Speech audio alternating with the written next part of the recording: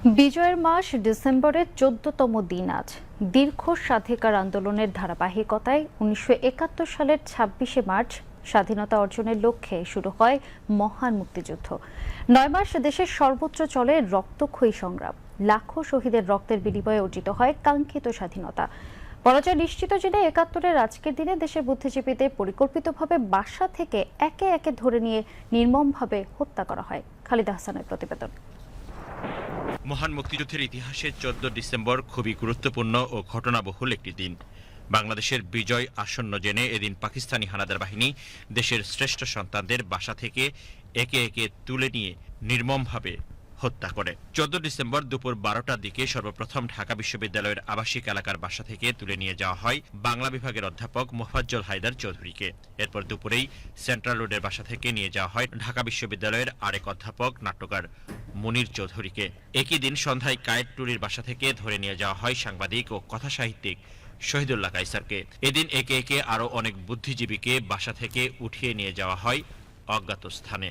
পরাজয় মোটামুটি নিশ্চিত হয়ে যায়। এই সময় যৌথ বাহিনী, মিত্রবাহিনী সহ যৌথ বাহিনী তারা গোটা বাংলাদেশের বিশেষ করে ঢাকা শহর অবরুদ্ধ করে ফেলে এবং পাকিস্তানি বাহিনী তখন একটা প্রতিরক্ষামূলক ব্যবস্থা গ্রহণ করতে তারা বাধ্য হয়। পরাজয়ের দ্বার প্রান্তে এসে তারা বাংলাদেশের কে বুদ্ধিভিত্তিকভাবে একটা পঙ্গু রাষ্ট্রে পরিণত করার নীল নকশার অংশ হিসাবে আমাদের দেশের বুদ্ধিজীবীদের হত্যা করার একটা পরিকল্পনা তারা প্রণয়ন করে এবং সেই পরিকল্পনার অংশ হিসেবে ঢাকা বিশ্ববিদ্যালয়ের প্রধানত আমাদের যারা মুক্তিযুদ্ধের সপক্ষ শক্তির যে প্রতিনিধিত্বকারী যে সমস্ত অধ্যাপকরা ছিলেন তাদের অনেককেই ১৪ তারিখে নির্মমভাবে হত্যা করা হয় এবং রায়ের বাজারের বধ্যভূমিতে সেখানে আমাদের যাদেরকে ধরে নিয়ে নির্মমভাবে হত্যা করা হয় এবং মুক্তিযুদ্ধের প্রাক্কালে, বিজয়ের প্রাক্কালে আমাদের এই ঘটনাটি আমাদের জাতির জন্য অত্যন্ত বেদনাদায়ক একটা ঘটনা। ১৪ ডিসেম্বর চাঁপাইনবাবগঞ্জ শহরের পাশে শহীদ হন বীরশ্রেষ্ঠ ক্যাপ্টেন মহিউদ্দিন জাহাঙ্গীর।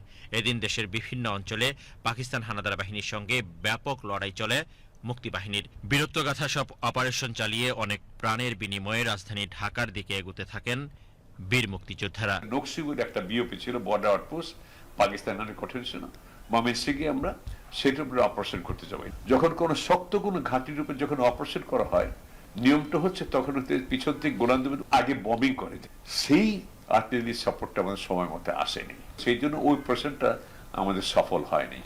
আমরা পিছু উঠতে বাধ্য। সেই অপারেশনে আমাদের টোটাল ক্যাজুয়ালিটি প্রায় ৭০ জন। আমাদের নিয়ম হচ্ছে কোনো লাশ বা কোনো আহত ব্যক্তি ফেলে রাখা যাবে না, প্রাণের বিনিময়ে রেখে পারবো না। কমান্ডিং অফিসার ছিলেন ব্রিগেডিয়ার আমিনুল হক, বীর উত্তম, অসম সাহসী একটা লোক। উনি আমাকে বলছেন, দেখো তো আর কেউ বাকি, আমাদের সামনে ধান ক্ষেত ছিল এবং ৭০ পোস্টে আমরা যেখানে আসছিলাম, পিছনে আসছিলাম, সেখান থেকে প্রায় ধরেন ৭00-৮০০ গজ দূরে ছিল। তো আমি খুঁজে দেখি অনেক দূর পরে ৭০ পোস্টের কাছাকাছি একটা হাত এরকম উঠছে, বারবার উঠছে নামছে।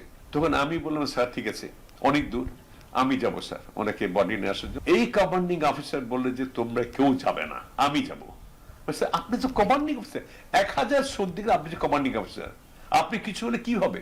বলে কিচ্ছু হবে না, ইনশাআল্লাহ হলে হবে, তোমরা তো আসো, আমি একা যাবো, তোমরা ৫ পা দেবে। উনি ধানকে ভিতর থেকে ক্রলিং করে গেলেন, হাতে করে নিয়ে ব্যাকরোল করে নিয়ে এসে চেক করে নিয়ে আসলেন। এইটা হচ্ছে যুদ্ধ, এইটা হচ্ছে ফেলো ফিলিং। এই জন্য সৈনিকরা প্রাণ দিতে রাজি হয় যে আমার লাশটা বা আহত অবস্থায় থাকলে কেউ আমাকে ফেলে যাবে না, আমাকে নিয়ে যাবে। এভাবেই বাংলার মুক্তি সংগ্রামে এক একটা মহাকাব্য রচনা করে বিজয়ের পথ নিশ্চিত করেন বীর মুক্তিযোদ্ধারা। Khalida Hasan, BTV news.